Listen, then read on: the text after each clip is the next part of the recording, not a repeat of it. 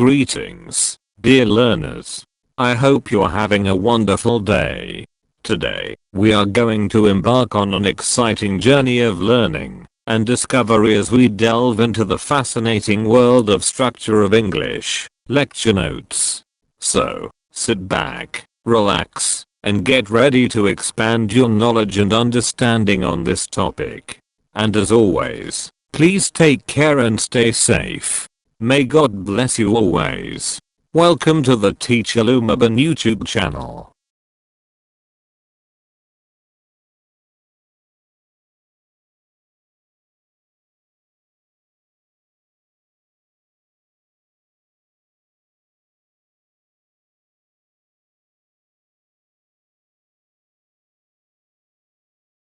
Commit your way to the Lord, trust also in him, and he shall bring it to pass.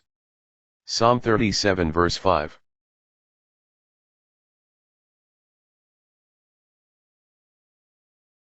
The structure of English can be divided into several levels, including ang istruktura ng Ingles ay maaaring nahahati sa ilang mga antas, kabilang ang phonology is the study of the sounds of English. This includes the different vowels and consonants, as well as how they are combined to form words. Ang phonology ay ang pag-aaral ng mga tunog ng Ingles. Kabilang dito ang iba't ibang mga patinig at katinig, gayon din kung paano sila pinagsama upang makabuo ng mga salita. Morphology is the study of the structure of words. This includes how words are formed from smaller units, such as morphemes, and how they can be modified by adding prefixes, suffixes, or other affixes. Ang morpolohiya ay ang pag-aaral ng istruktura ng mga salita. Kabilang dito kung paano nabubuo ang mga salita mula sa mas maliliit na unit tulad ng mga morphema at kung paano ito mababago sa pamamagitan ng pagdaragdag ng mga prefix, suffix, o iba pang panlapi. Syntax is the study of the way words are combined to form sentences. This includes the rules for how clauses and phrases are arranged, as well as the different types of sentences that can be formed. Ang syntax ay ang pag-aaral ng paraan ng pagsasama-sama ng mga salita upang makabuo ng mga pangungusap. Kabilang dito ang mga tuntunin kung paano inaayos ang mga sagnay at parirala, gayon din ang iba't ibang uri ng mga pangungusap na maaaring mabuo. Semantics is the study of the meaning of words and sentences.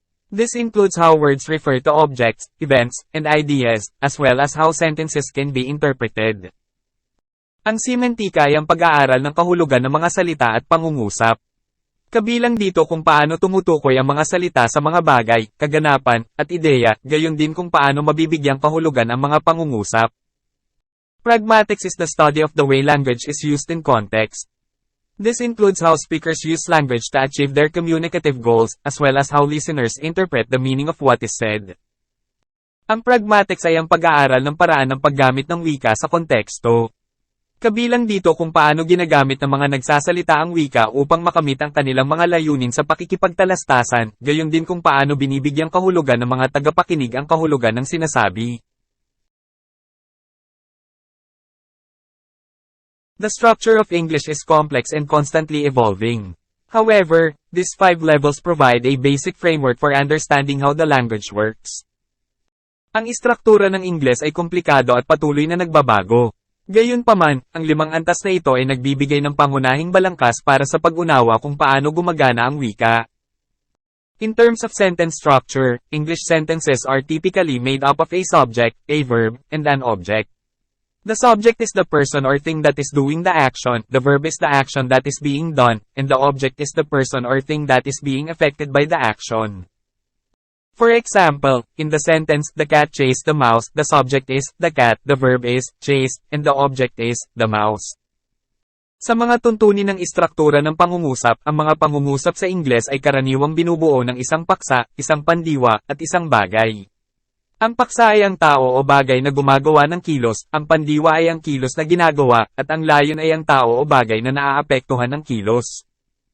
Halimbawa, sa pangungusap na, hinabol ng pusa ang daga, ang paksa ay, pusa, ang pandiwa ay, hinabol, at ang bagay ay, daga.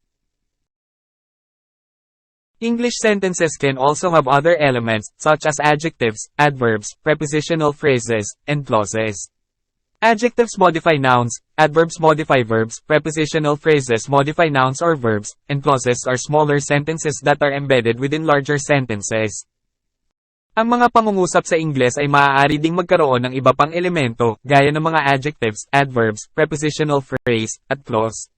Binabago ng mga pang-uri ang mga pangalan, binabago ng mga pang-abay ang mga pandiwa, binabago ng mga pariralang pang-ukol ang mga pangalan o pandiwa, at ang mga saugnay ay mas maliliit na pangungusap na naka-embed sa loob ng malalaking pangungusap.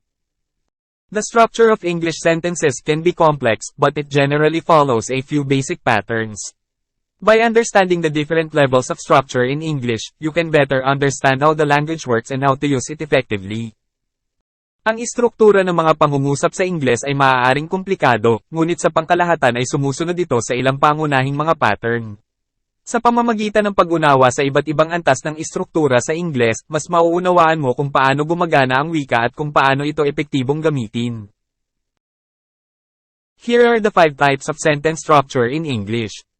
Narito ang 5 uri ng ayos ng pangungusap sa Ingles. Simple sentence has one independent clause. Ang payak na pangungusap ay may isang malayang saugnay. Compound sentence has 2 or more independent clauses joined by a coordinating conjunction, and, but, or, nor, for, yet, so. Ang tambalang pangungusap ay may 2 o higit pang malayang saugnay na pinagsama ng isang pang-ugnay na pang-ugnay, at, ngunit, o, ni, para sa, gayunpaman, kaya. Complex sentence has one independent clause and 1 or more dependent clauses. Ang komplikadong pangungusap ay may isang malayang saugnay at isa o higit pang umaasa na saugnay.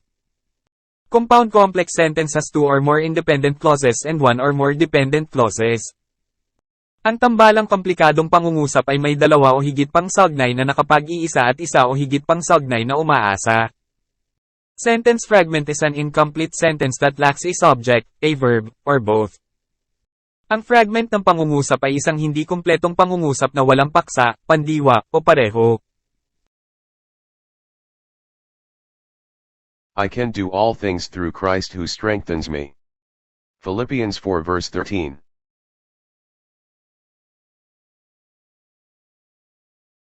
Thank you. And God bless you always. I hope you found a lecture on English, lecture notes insightful, and gained new knowledge. If you found value in this video, kindly give it a thumbs up, and share it with your friends. We welcome your feedback, questions, and suggestions, which you can leave in the comments section below. Thank you for tuning into Teacher Lumaban's YouTube channel, and we look forward to seeing you in our next video. May God bless you always.